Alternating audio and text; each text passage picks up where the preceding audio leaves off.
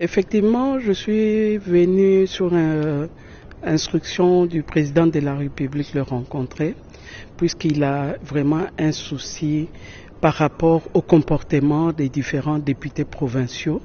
Et il m'a dit qu'il a appris que les différents députés provinciaux sont en train de monnayer leur voix auprès des sénateurs et les gouverneurs.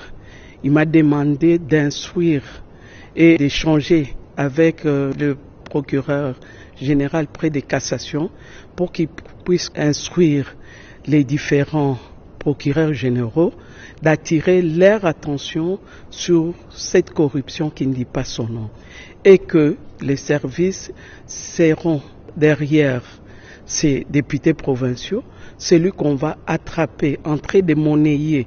Il n'y a pas de marchandises à vendre auprès des sénateurs et les gouverneurs et que cela doit s'arrêter. On ne peut pas continuer à accepter une telle corruption à ciel ouvert et qu'il faut qu'il y ait des sanctions sévères pour tout celui qu'on va attraper en train de monnayer son siège, sa voix auprès des sénateurs et gouverneurs.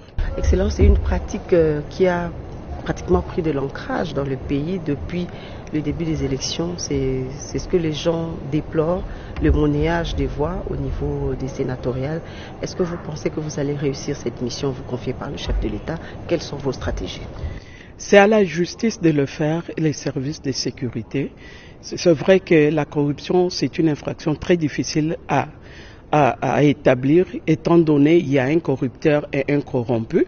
Mais nous disons que ça sera vraiment dommage que cela continue. Il faut qu'on s'arrête un jour et que celui qu'on va attraper ne pourra tirer que les conséquences de son comportement.